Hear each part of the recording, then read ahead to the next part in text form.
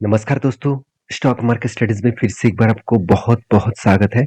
तो आज मैं फिर से आपके सामने कुछ इम्पोर्टेंस कंपनी के अपडेट्स लेके आया हूँ और आज की इस वीडियो में आपको सारे कंपनीज की जानकारी के साथ-साथ टेक्निकली चार्ट पैटर्न्स के बारे में भी जानने का मौका मिलेगा। तो जितने सारे दोस्त टेक्निकली चार्ट पैटर्न को यूज़ करके एज़ ए स्विंग ट्रेडिंग करना चाहते हैं, तो इस वीडियो बहुत मतलब आपके लिए हेल्पफुल होगा। तो इस वीडियो को लास्ट तक ज़रूर देखिए क्योंकि इस वीडियो टोटली मेरी तरफ से एजुकेशन पर्पस में होगा। कोई भी मेरी तरफ से बाय एंड सेल का रिकमेंडेशन नहीं है। अगर आपको किसी भी कंपनीज के ऊपर काम करना है तो आपके रिस्क के हिसाब से आपका मतलब रिस्क कैलकुलेशन के हिसाब से काम करिए। तो चलो देख लेते हैं आज के स्टॉक के डिटेल्स के बारे में। तो सबसे पहले जिस कंपनी के बारे में बात करूंगा उसका नाम है बर्जर पेंट। देखिए बर्जर पेंट के ऊपर जो अनाउंसमेंट आया था कंपनी के स्प्लिट देने का, स्प्लिट एंड बोनस देने का, तो देखिए पिछले दिनों में ही वो फाइनली मिल चुके हैं। देखिए यहाँ पे 22 तारीख का जो डेट था, हर 5 शेयर के बदले 1 शेयर यहाँ पे क्या मिला, बोनस के हिसाब से मिला। तो जितने सारे दोस्त का बर्जर पेंट के पास मतलब बर्जर पेंट का हिस्सेदारी थी, उसको सारे लोगों को 5 शेयर के बदले 1 शेयर मिल गया। तो आपको मिला क्या, मुझे जरूर कमेंट्स करना। मुझे तो ऑब्वियसली मिला क्योंकि मेरे पहले से ही बर्जर पेंट के ऊपर निवेश है। बर्जर पेंट इंडिया के second largest paint sector company है और बाकी जितने सारे कंपनीज है उसको अगर बर्जर पेंट को क्रॉस ओवर करना है तो बहुत ज़्यादा मेहनत करना पड़ेगा क्योंकि नेरोलैक देखिए से 26,000 करोड़ के आसपास है, एक्जो नोबल जो 11,000 करोड़ के आसपास है, इंडिगो पेंट्स जो 7,000 करोड़ के आसपास है। तो इस तरीके से बाकी जितने सारे कंपनीज है उसका मार्केट कैप उतना ज़्यादा नहीं है। तो नंबर वन में हमेशा एशियन पेंट ही है और मेरे हिसाब से एशियन पेंट रहेगा। और उसके बाद बर्जर पेंट जो करीबन 70,000 करोड़ के आसपास देखने को मिला, इसका भी मार्केट कैप सेकेंड पोजीशन में है। तो मेरे कहने का मतलब ये है कि जो कंपनी का बिजनेस मॉडल बहुत स्ट्रांग है और उसके साथ साथ आज वो सेकंड पोजीशन में इसीलिए पहुंचा क्योंकि कंपनी का बिजनेस बहुत स्ट्रांग है, उसके साथ साथ बिजनेस अलग अलग जगह पे फैला के रखे हैं। देखिए कंपनी सिर्फ इंडिया के सेकेंड लार्जेस्ट नहीं है, एशिया के फोर्थ लार्जेस्ट और वर्ल्ड के सेवन लार्जेस्ट कंपनी है। तो कितने बड़े कंपनी आप सोच सकते हैं। और इस कंपनी की खासियत यही है कि कंपनी हर चीज को मेजर करके रखा है। जैसे प्रोमोटर के पास होल्डिंग्स भी ठीक ठाक है और डेब्ट भी कम है, कंपनी के अच्छा खासा इनकम भी हो रहा है और कंपनी के आरओसी आरओई भी ठीक ठाक लेवल में मतलब बेस्ट लेवल में है। और रही बात सॉरी रही बात कंपनीज के इंटरेस्ट कवरेज का, देखिए 13% के आसपास है और ईबिट्टा मार्जिन भी शानदार है। देखिए ईबिट्टा मार्जिन का क्या मतलब क्या होते हैं। देखिए मान के चलिए आपने कोई प्रोडक्ट को 10 रुपये में बेचा और आपने उस प्रोडक्ट को मतलब बनाने का जो कॉस्ट था वो 7 रुपये था। तो ये जो आपको 3 रुपये का प्रॉफिट हुआ, इसी को बोला जाता है ईबिट्टा मार्जिन, जिसके अंदर आपका टैक्सेशन, जिसके अंदर आपका एक्सपेंसेस सब कुछ माइनस नहीं हुआ। तो डायरेक्टली जो आपने बनाया और उसको बेचा उसका ही माइनस करके जो मतलब पैसा दिखते हैं उसको बोला जाता है ईबिट्टा मार्जिन। तो ईबिट्टा मार्जिन जितना पॉजिटिव होगा उतना ही ठीक ठाक है। और सिर्फ ईबिट्टा मार्जिन देखने से कुछ नहीं होगा, आपको नेट प्रॉफिट भी देखना होगा। अगर नेट प्रॉफिट के बारे में डिस्कशन करूं तो आप क्वार्टरली देखेंगे तो कंपनी देखिए सेल्स को अलग लेवल में मेजर किया। जैसे पिछले क्वार्टर्स में मतलब पिछले सालों के जून मंथ में 2,700 करोड़ के आसपास सेल हुआ था, जो इस बार बढ़ के हो चुके 3,030 करोड़ के आसपास। तो एक्सपेंस के मामले में बात करूं तो 2,300 करोड़ से घट के हो चुके हैं 2,400 करोड़। तो ओवरऑल नेट प्रॉफिट देखिए 250 करोड़ से बढ़ के हो चुके 355 करोड़। तो यहाँ पे भी अच्छा खासा प्रॉफिट जर्नी देखने को मिला है। तो हर पॉइंट ऑफ व्यू से एक ही बात कहूंगा, कंपनी का जो प्रॉफिट एंड लॉस है वो अच्छा खासा लेवल्स में देखने को मिला है। अभी कंपनी के बैलेंस शीट के बारे में बात करूं तो दो चीज आपको हमेशा देखना है, वो है इसका रिजर्व किस तरीके से ग्रोथ हो रहा है और इसका कर्जा किस तरीके से बढ़ रहा है। तो आप अभी कहेंगे सर कर्जा तो बहुत ज्यादा हो गया, पहले 400 करोड़ था इस बार 1100 करोड़ हो गया, इसका मतलब कंपनी का कर्जा बढ़ चुके हैं। आप ये भी तो देखिए कंपनी के रिजर्व भी बढ़ चुके हैं। तो उस हिसाब से कर्जे के हिसाब से रिजर्व जो बढ़ा है ठीक ठाक ही है। कंपनी का फिक्स एसेट भी अच्छा खासा ग्रोथ हुआ क्योंकि कंपनी कंटिन्यूसली CWIP में पैसा लगा कर रखा। CWIP का मतलब होते हैं कैपिटल वर्किंग इन प्रोसेस। तो कैपिटल वर्किंग इन प्रोसेस में कंपनी अच्छा खासा पैसा लगा कर रखे हैं। तो ओवरऑल इस कंपनी के हर दिशा में देखा जाए तो परफॉर्मेंस बहुत शानदार है। तो इसलिए इन्वेस्टर भी इस कंपनी के ऊपर टिके हुए हैं जैसे FISDS पब्लिक, हर किसी के पास इस कंपनी का हिस्सेदारी देखने को मिलेगा। तो रही बात कंपनी के डिलीवरी डेटा का, तो कंपनी लास्ट कुछ डेज में कंटिन्यूसली एक एवरेज डिलीवरी देखने को मिला है, 40%, 21%। तो इस तरीके से एवरेज एक डिलीवरी रिपोर्ट है। इसका मतलब उतना ज़्यादा तेजी से ग्रोथ होने का चांसेस यहाँ पे नहीं है। अगर डिलीवरी कंटिन्यूसली बढ़ते जा रहा है तो सोचिएगा एक हाई लेवल वॉल्यूम हो सकते हैं, एक अप ट्रेंड में जाने का पॉसिबिलिटी हो सकते हैं। तो रही बात चार्ट पैटर्न्स का, तो चार्ट पैटर्न किस तरीके से बना आप देख सकते हैं। तो जो एडजस्टमेंट प्राइस है, एडजस्टमेंट प्राइस के बाद क्योंकि कंपनी बोनस दिया, बोनस के बाद प्राइस का एडजस्टमेंट हो गया, तो आप देख सकते हैं यहाँ पे क्या बना, एक कफ विथ हैंडल पैटर्न्स बना। और कफ विथ हैंडल पैटर्न्स के बाद यहाँ पे ब्रेकआउट भी हुआ और ब्रेकआउट कंफर्मेशन भी हो गया। तो जो ब्रेकआउट होने के बाद देखिए ऊपर साइड में गया तो टारगेट के आसपास ही था, टारगेट ना होकर नीचे आया। तो ये जो एडजस्टमेंट हुआ, इस एडजस्टमेंट होने के पीछे एक ही कारण है कि कंपनी जो बोनस अनाउंसमेंट किया उसके कारण एडजस्टमेंट हुआ। तो इसमें आपको चिंता करने का जरूरत नहीं, आपको यहाँ पर रिटेस्ट करके फिर से वो वापस जाने के लिए कोशिश करेंगे। अगर एंट्री लेवल से टारगेट तक देखूँ तो 25% के आसपास टारगेट बन सकते हैं। तो जितने सारे दोस्त इस जगह पर स्टडी नहीं कर पाए तो फिर से उसको लिए एक अपॉर्चुनिटी दिया जा रहा है। तो आपके क्या राय होंगे इसके ऊपर जरूर कमेंट्स करके बताना। नेक्स्ट जो कंपनी जिसके बारे में बात करूँ उसका नाम है MCX, मल्टी कमोडिटी एक्सचेंज। देखिए मल्टी कमोडिटी एक्सचेंज के बारे में बात करूँ तो इस कंपनी एक मोनोपोली बिजनेस एंजॉय करता है, क्योंकि आज आपको कोई भी कमोडिटी सेगमेंट में ट्रेड करना है तो डायरेक्टली आपको MCX के माध्यम से ही ट्रेड करना होगा।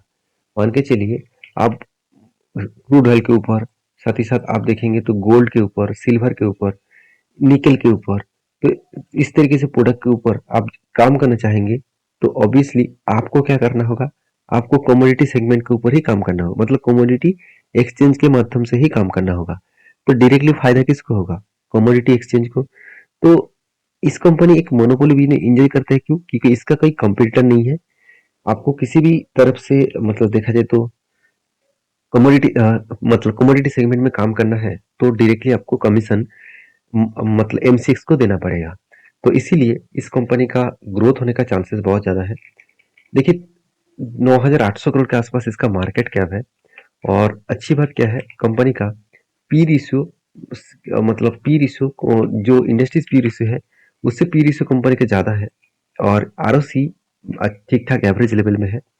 कंपनी की पी रेशियो कितना हाई है वो आपको यहाँ पे देखने को मिल जाएगा। कंपनी टॉप लेवल में पी रेशियो देखने को मिला 70 के आसपास, जो पी रेशियो अभी देखने को मिला है। एवरेज पी रेशियो कितना है 35। इसका मतलब कंपनी एक ओवर वैल्यूड कंपनी बन चुकी है। तो कभी ना कभी करेक्शन होने का चांसेस रहेगा। अभी एक चीज और भी आपको जरूर देखना चाहिए, वो है सेल्स मार्जिन। देखिए सेल्स मार्जिन की एवरेज कितना है, आप देखेंगे सेल्स मार्जिन का एवरेज जो है वो करीबन 20% के आसपास है, सॉरी वो करीबन 13% के आसपास है। तो मतलब जो मार्जिन है वो मार्जिन में थोड़ा सा प्रेशर देखने को मिला। और प्राइस टू बुक वैल्यू के हिसाब से बात करूं तो प्राइस टू बुक वैल्यू से देखेंगे तो मीडियम जो प्राइस टू बुक वैल्यू है वो 5.3 है। तो कंपनी का अभी current price to book value कितना है, प्राइस टू बुक वैल्यू अपनी 6.7 है। तो ठीक ठाक ही है देखा जाए तो। कंपनी का जो मेजर जो पॉइंट है, मुझे जो सबसे अच्छा लगा वो है कैश कन्वर्जन साइकिल्स। तो इस पॉइंट को किस तरीके से मेजर किया जाता है, देखिए कंपनी मान के चलिए जो प्रोडक्ट बना रहा है उस प्रोडक्ट को वो कस्टमर को बेच रहा है, और कस्टमर को बेचने के बाद कस्टमर पैसा वापस कर रहा है। ये जो टाइम पीरियड है और ये जो टाइम पीरियड जो साइकिल्स के माध्यम से चलते हैं वो कितने दिन लग रहा है।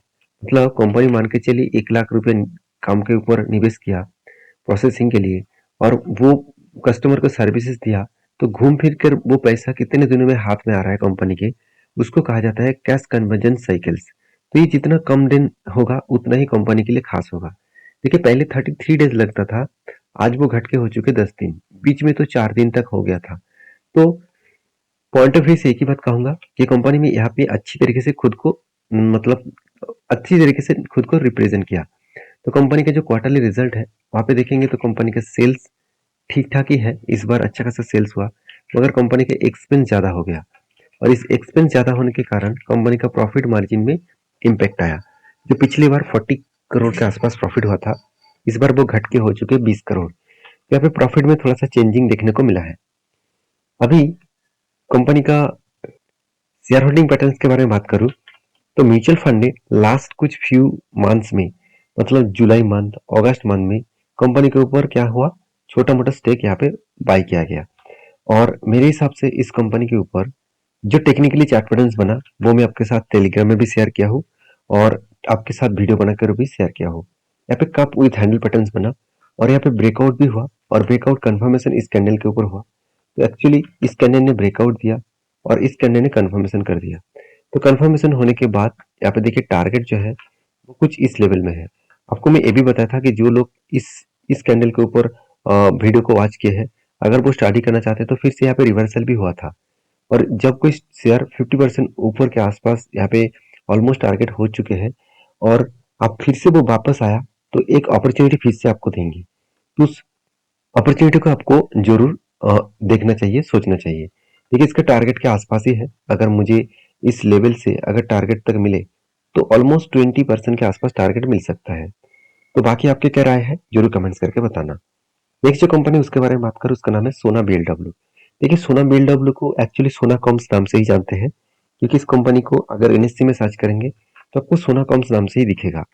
तो सोना कॉम्स एक ऑटो इंसुलेरीज कंपनी है और ऑटो इंसुलेरीज इंडस्ट्रीज में कंपनी का नाम टॉप 4 में देखने को मिला क्योंकि देखिए इस कंपनी का हमेशा टक्कर उनो मिंडा से देखने को मिलता है। देखिए उनो मिंडा भी एक ऑटो इंसुलेरीज कंपनी है और सोना बीएलडब्ल्यू भी एक ऑटो इंसुलेरीज कंपनी है। मगर सोना बीएलडब्ल्यू के कंपनीज के मुझे सबसे बेस्ट पॉइंट यही लगते हैं कि कंपनी में खासियत है। खासियत क्या है? कंपनी अपकमिंग 5 ईयर्स तक कंपनी को पहले से ही प्रोजेक्ट मिल चुके हैं। मतलब अपकमिंग 5 साल तक अगर कंपनी को कोई प्रोजेक्ट ना भी मिले तो भी कोई फर्क नहीं पड़ेगा। तो इतना स्टेबिलिटी कंपनी देखने को मिला है।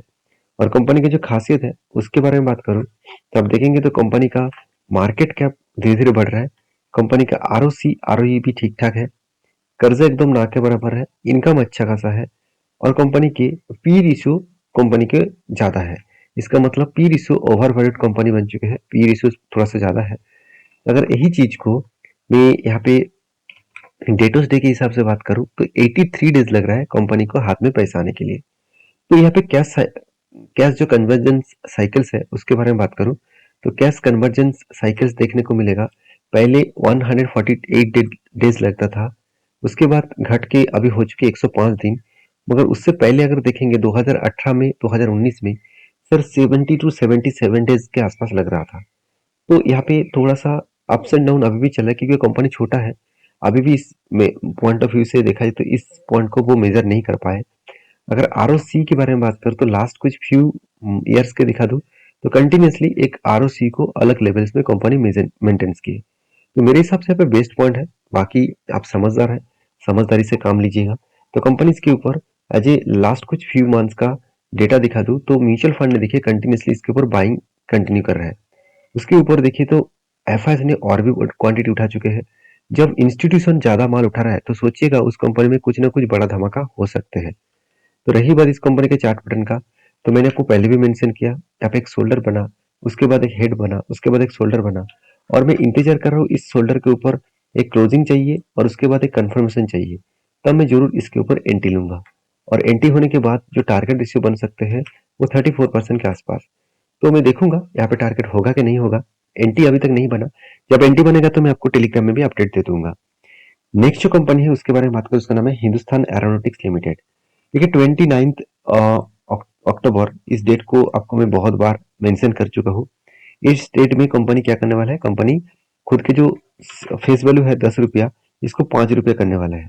तो 5 रुपये करेंगे मतलब कंपनी का जो प्राइस है अभी वो 50% कम हो जाएगा क्योंकि आपको एक के बदले 2 शेयर बोनस स्प्लिट के हिसाब से मिलने वाला है। तो आई होप वीडियो आपको अच्छा लगे तो प्लीज लाइक करना, दोस्तों के साथ शेयर भी करना और चैनल को सब्सक्राइब भी करना। इस वीडियो टोटली एजुकेशन पर्पस में था। मेरे तरफ से कोई भी बाय एंड सेल का रिकमेंडेशन नहीं है। अगर किसी भी कंपनी के ऊपर काम करना है तो आपके रिस्क के हिसाब से काम जरूर करिएगा। तो मिलते हैं नेक्स्ट वीडियो में। तब तक के लिए अच्छे से रहिए, अपने ख्याल रखिए। धन्यवाद।